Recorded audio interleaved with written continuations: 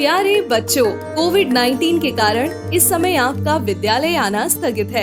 ऐसे में आपकी पढ़ाई निरंतर जारी रहे, इसीलिए हम लेकर आए हैं डिजी साथ कार्यक्रम। इसके माध्यम से आप प्रत्येक दिन सोमवार से शुक्रवार तक पूर्वाह्न 10 से 12 तथा अपराह्न 1 से 2 बजे तक अपनी अपनी कक्षाओं के अनुरूप कार्यक्रम देख सकेंगे। अब पढ़ाई नहीं रुकेगी। स्कूली शिक्षा एवं साक्षरता विभाग झारखंड।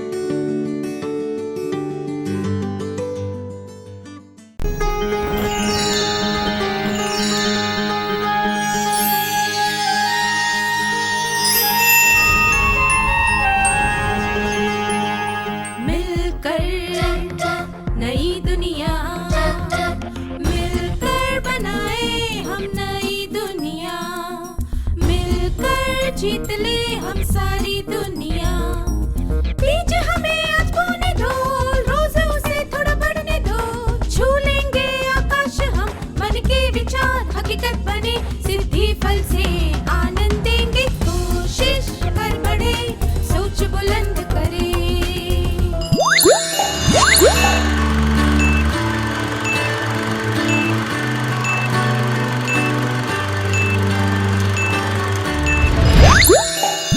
नमस्ते छात्रों, आप सबको देखकर खुशी हुई। हम आज की शुरुआत एक क्रियाकलाप से करेंगे। कल्पना कीजिए कि आप पूरा आनंद लेकर स्वादिष्ट भोजन कर रहे हैं।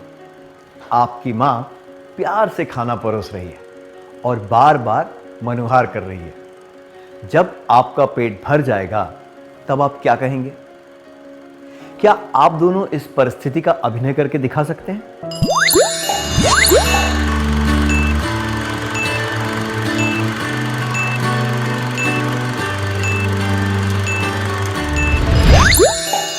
धन्यवाद, बहुत ही अच्छा अभिनय था। आप कहेंगे बस अब मैं और नहीं खा सकता, या मेरा पेट भर गया है, या मुझे और खाना नहीं चाहिए इत्यादि। उस समय आपके मन में कौन सी भावना होगी? क्या आप एक उचित शब्द सोचकर बता सकते हैं? सही कहा, वो शब्द है संतुष्टि। संतुष्टि। संतुष्टि क्या है?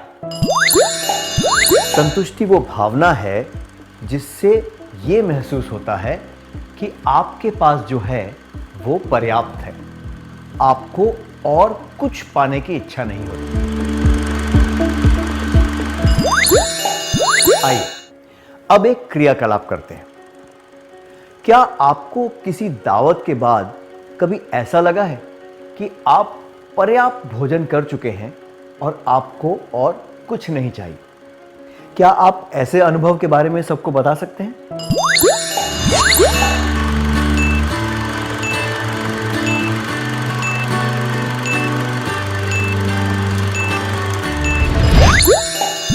धन्यवाद। आमतौर पर हम इस भावना के बारे में खाने पीने के संदर्भ में बात करते हैं, पर अन्य चीजों के बारे में भी इसकी बात अक्सर नहीं होती।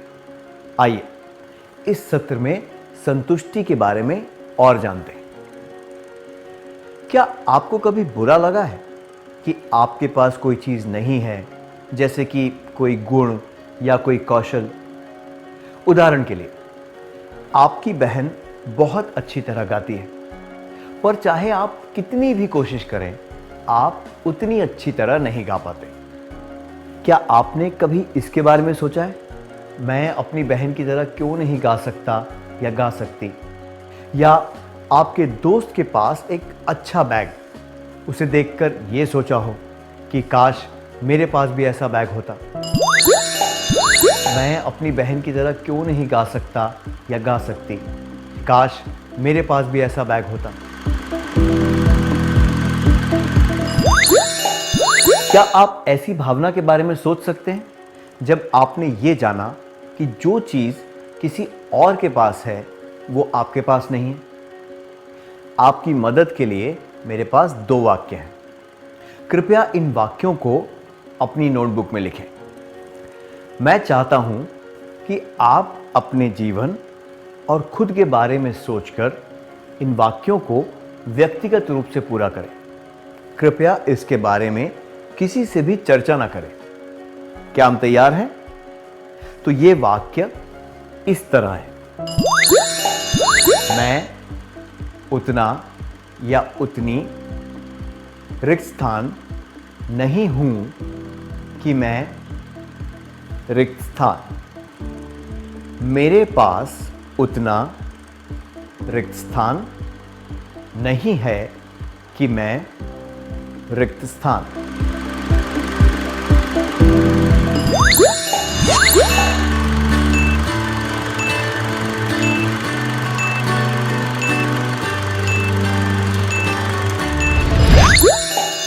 क्रियाकलाप करने के लिए धन्यवाद।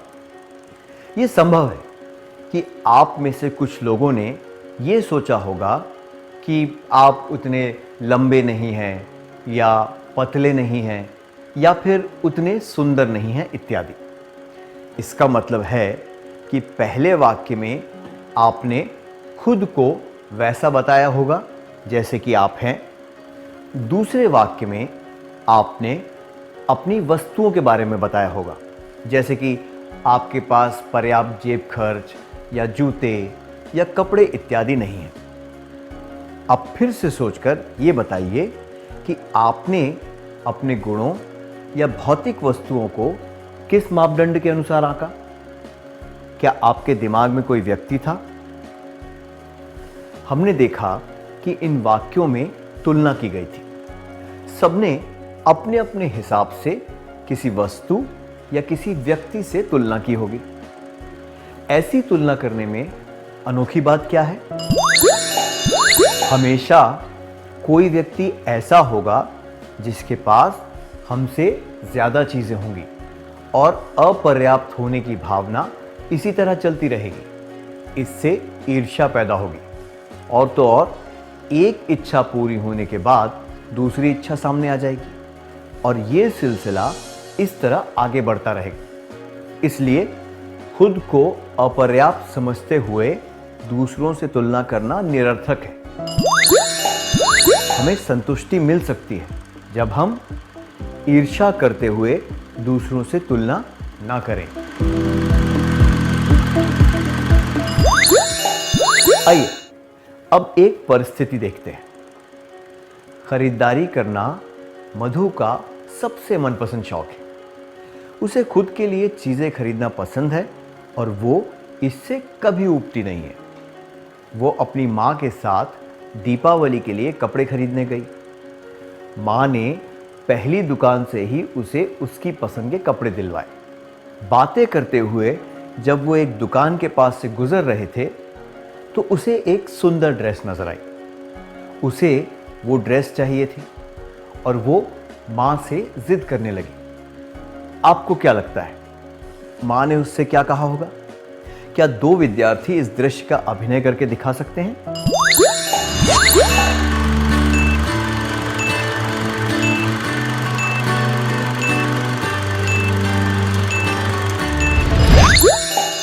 धन्यवाद। हमने देखा कि मधु बिन किसी ठोस वजह के खुश हो रही थी। वो अपने खरीदारी के शौक को पूरा करके खुशी ढूंढने की कोशिश कर रही थी, पर उसे जो पसंद है वो करने के बाद भी उसे वास्तव में खुशी नहीं मिल रही थी। ऐसा हुआ क्योंकि वो ये बात नहीं समझ पाई कि जो उसके पास है उसकी सराहना करने से ही उसे खुशी मिलेगी। उसे अपनी चीज़ों को सराहना शुरू कर देना चाहिए ताकि उसमें संतुष्टि की भावना पैदा हो। नहीं तो वो बिना किसी उद्देश्य के एक चक्र में गोल गोल घूमती रहेगी। अगर वो इस बात को समझ जाएगी तो उसे सच्ची खुशी मिलेगी। हमें संतुष्टि मिल सकती है जब हम उन चीज़ों को सराहें जो हमारे पास हैं। इसीलिए ज्ञानी ने कहा है, अपनी इच्छाओं को पूरा करने से संतुष्टि नहीं मिलती। हमारे पास पहले से ही बहुत कुछ है, इस बात की समझ होने से संतुष्टि मिलती है। मैं दोहराता हूं।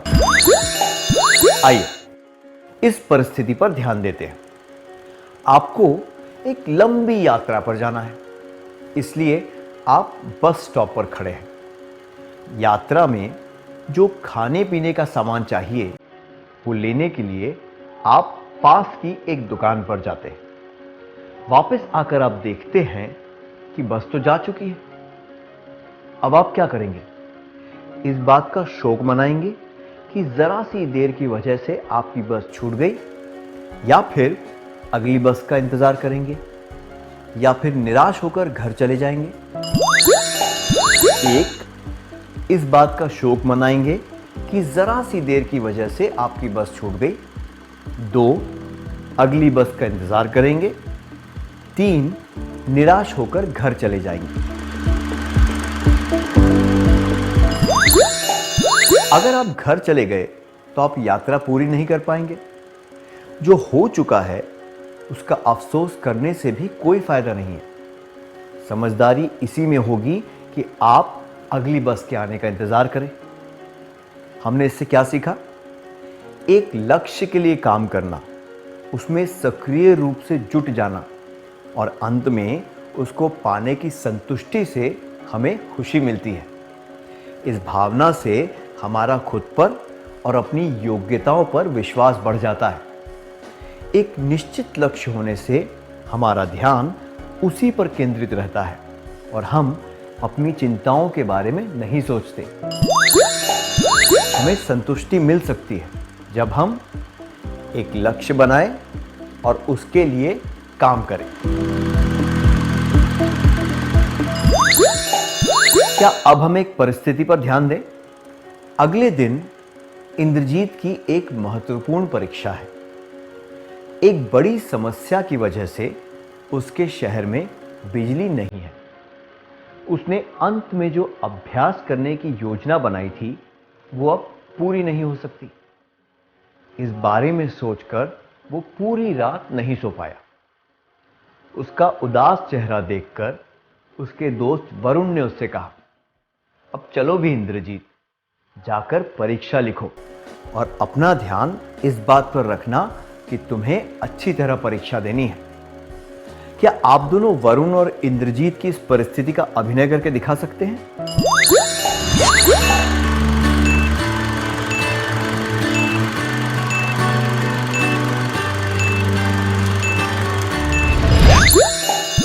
धन्यवाद, बहुत अच्छा प्रयास था। हमने देखा कि रात को अभ्यास न कर पाने की वजह से दुखी होने की जगह इंद्रजीत को जो याद है उसके आधार पर परीक्षा देकर वो संतुष्ट हो सकता है। अब एक और परिस्थिति पर ध्यान दीजिए। आप परीक्षा की तैयारी कर रहे हैं। पड़ोस के घर से आया 3 साल का बच्चा गलती से आपकी विज्ञान की लेबोरेटरी नोटबुक पर स्याही गिरा देता है। आप क्या करेंगे? 1, बच्चे को पीटेंगे। 2, गुस्से में नोटबुक फाड़ देंगे। 3, बच्चे को माफ कर देंगे और नई नोटबुक में लिखना शुरू कर देंगे। बच्चे को पीटने से या फिर नोटबुक को फाड़ने से कोई सकारात्मक परिणाम नहीं मिलेगा। इस नुकसान को ठीक नहीं किया जा सकता। इस परिस्थिति में सबसे उचित होगा कि आप उस बच्चे को माफ कर दें और नई नोटबुक में लिखना शुरू करें। किसी व्यक्ति के व्यवहार की वजह से कभी ना कभी हम सबको दुख पहुंचा है। शुरुआत में हमें बहुत कष्ट हुआ होगा और बुरा लगा होगा, पर कुछ समय के बाद हमने उन्हें माफ कर दिया होगा और इसे जीवन के एक अनुभव की तरह समझकर आगे बढ़ गए होंगे। इससे हमें अपने व्यक्तित्व के बारे में एक बात पता चलती है। दया और क्षमा दिखाकर खुद को समझने से हमें जीवन में संतुष्टि मिलती है। हमें संतुष्टि मिल सकती है जब हम उदारता से दूसरों की गलतियों को भुला दें और उन्हें माफ कर दें। क्या आपने कभी दूसरों की गलती को भुलाकर उन्हें माफ करके उदारता दिखाई है? क्या आप इस अनुभव के बारे में सबको बताना चाहेंगे?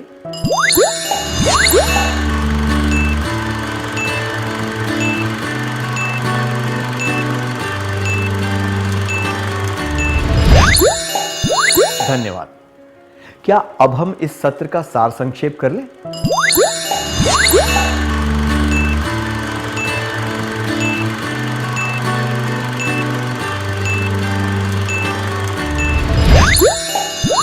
संतुष्टि वो भावना है जिससे ये महसूस होता है कि आपके पास जो है वो पर्याप्त है, आपको और कुछ पाने की इच्छा नहीं होती।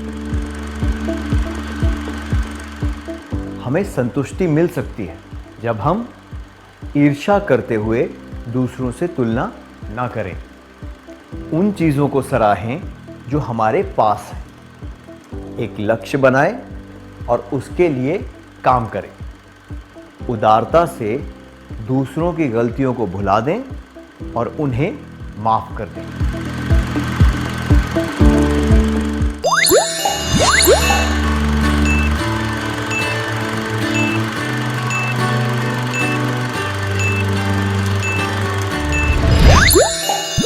नमस्ते विद्यार्थियों, कैसे हैं आप सब? अब इस परिस्थिति पर ध्यान दीजिए। आप जल्दबाजी में स्कूल जा रहे हैं। आपके आगे एक साइकिल वाला सड़क के गड्ढे से टकराकर गिर गया। आप क्या करेंगे? दौड़कर उसकी मदद करेंगे, उसे कहेंगे, क्या तुम संभल कर नहीं चल सकते? और वहां से चले जाएंगे। उसकी तरफ ध्यान नहीं देंगे और अपना काम करेंगे। एक, दौड़कर उसकी मदद करेंगे। दो, उसे कहेंगे, क्या तुम संभल कर नहीं चल सकते? और वहां से चले जाएंगे। तीन, उसकी तरफ ध्यान नहीं देंगे और अपना काम करेंगे।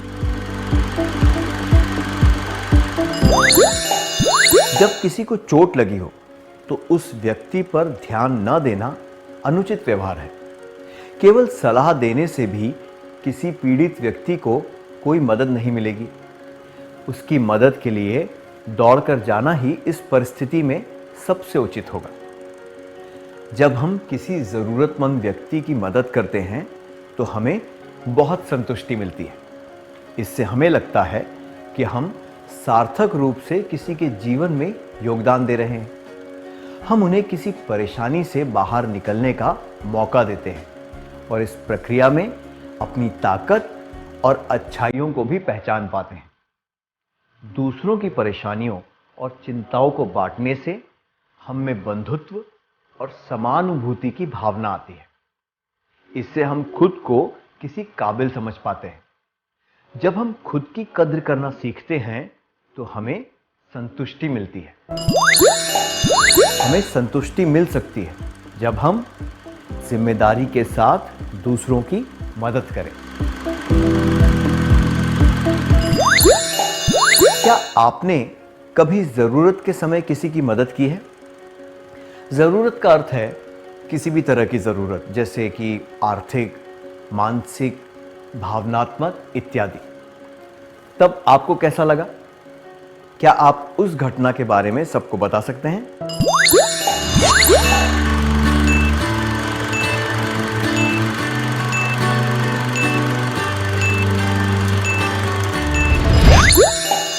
अपने अनुभव के बारे में बताने के लिए धन्यवाद।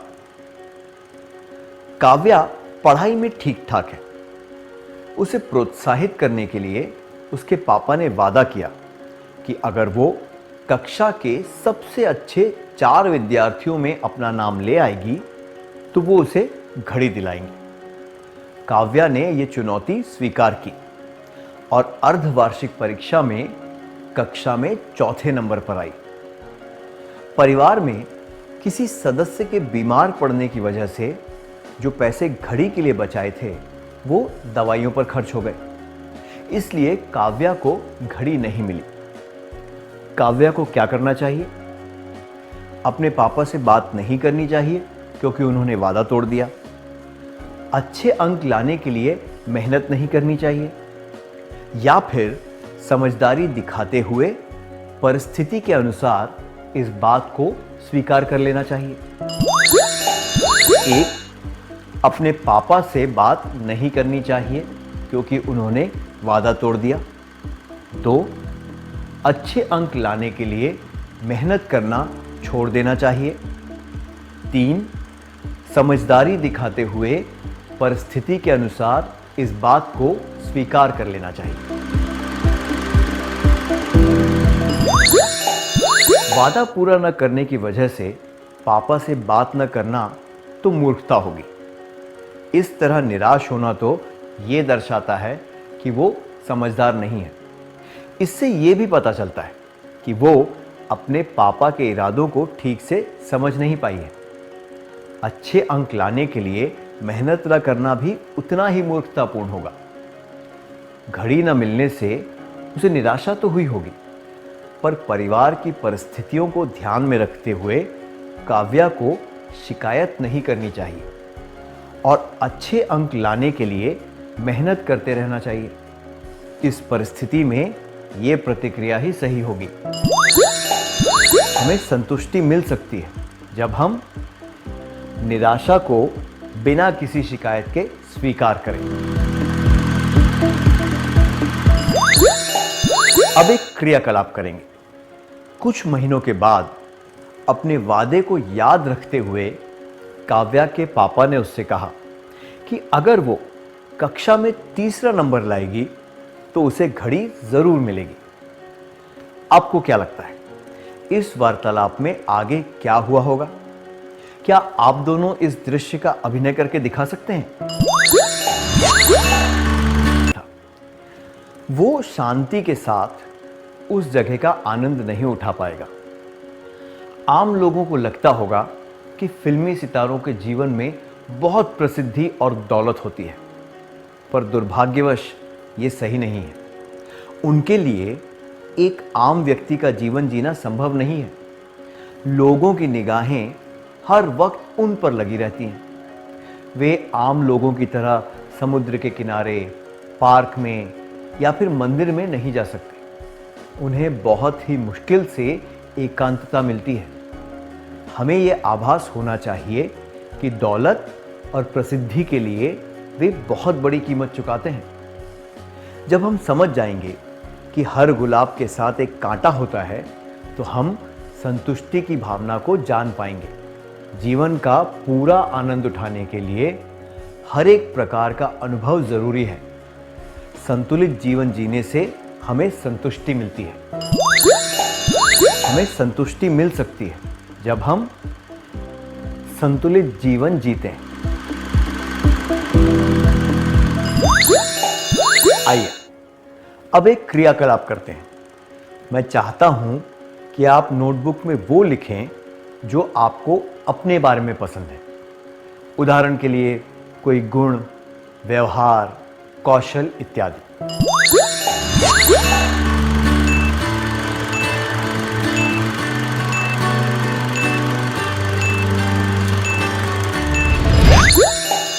क्या आपने क्रियाकलाप पूरा कर लिया? कृपया नोटबुक बंद करके रख दें। अब 5-5 के समूह बनाएं। प्रत्येक समूह को 5 कागज दिए जाएंगे। प्रत्येक शीट पर टीम के एक एक सदस्य का नाम लिखें। कागज पर जिस सदस्य का नाम लिखा है, टीम के बाकी सदस्य उस कागज पर उसके गुण लिखेंगे। उदाहरण के लिए, अगर पहले कागज पर अ का नाम लिखा है तो ब, स, द और च कागज पर लिखेंगे कि उन्हें अ के बारे में क्या पसंद है। इस तरह एक एक करके सभी सदस्यों के बारे में लिखा जाएगा। क्या आप समझ गए? क्या हम क्रियाकलाप शुरू करें?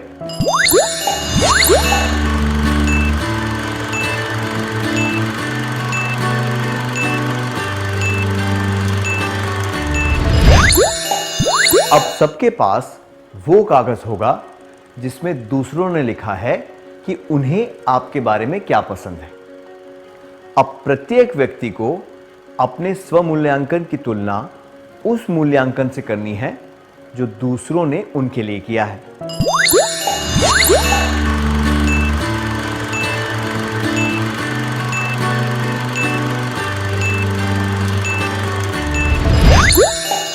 क्या आपने तुलना कर ली? अगर दोनों मूल्यांकन एक जैसे थे तो ठीक है, अगर नहीं तो जो बातें दूसरों ने आपके बारे में कही हैं वो अपनी नोटबुक में लिख लीजिए। तो हमारे पास अब क्या है? क्या आपने देखा कि आपके बारे में बहुत सारी सकारात्मक बातें हैं जिन पर आपने ध्यान नहीं दिया होगा। इनके बारे में जानकर अब आपके मन में जो भी शंकाएं थी वो दूर हो जाएंगी। अपने सकारात्मक गुणों को जानना और स्वीकार करना पहला चरण है। हम में जो भी अच्छे गुण हैं उनके लिए खुद को सराहना और आदर करना अगला चरण है। अपनी गलतियों को पहचानकर उन्हें स्वीकारना उसके बाद का चरण है।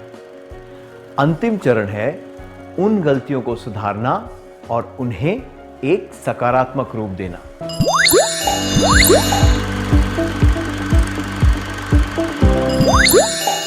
ये चरण हमें खुशी और संतुष्टि तक पहुंचा सकते हैं। हमें संतुष्टि मिल सकती है जब हम आत्म जागरूक बन जाते हैं। अब तक हमने संतुष्टि के बारे में सीखा और ये जाना कि उसे कैसे प्राप्त किया जा सकता है। अब हम संतुष्टि के सकारात्मक परिणामों के बारे में जानेंगे। राजन राज्य स्तरीय टेबल टेनिस प्रतियोगिता में भाग लेने वाला था। उसने क्वार्टर फाइनल जीतने के बाद सेमीफाइनल में प्रवेश किया। जब उसे फाइनल में जाने की उम्मीद थी तब वो प्रतियोगिता से बाहर हो गया। अब राजन को क्या करना चाहिए? हार स्वीकार कर लेनी चाहिए, मैच फिर से खेलने की आज्ञा मांगनी चाहिए, खुद पर तरस खाना चाहिए। 1. हार स्वीकार कर लेनी चाहिए। 2. मैच फिर से खेलने की आज्ञा मांगनी चाहिए। 3. खुद पर तरस खाना चाहिए। मैच फिर से खेलने की आज्ञा मांगना अनुचित होगा और खुद पर तरस खाने से भी कोई फायदा नहीं है। ऐसा करने से कुछ भी हासिल नहीं होगा। बेहतर यह है कि वो पूरे आत्मसम्मान के साथ हार स्वीकार कर ले। ऐसा करने से उसे शांति मिलेगी। फाइनल में ना पहुंचने की अयोग्यता को स्वीकार करके उसकी समझदारी बढ़ेगी।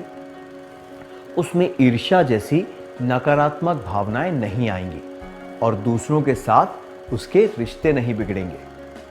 वो सहजता से परिस्थितियों को संभाल पाएगा। चलिए अब एक और क्रियाकलाप करते हैं। संतुष्टि प्राप्त करने के लिए आप में कौन से गुण होने चाहिए? क्या आप उनकी सूची बना सकते हैं? बाद में कुछ विद्यार्थी स्वेच्छा से अपनी सूची सबको पढ़कर सुना सकते हैं।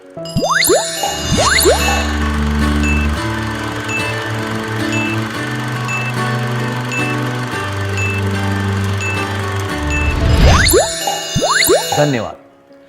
क्या अब हम सत्र का सार संक्षेप कर लें?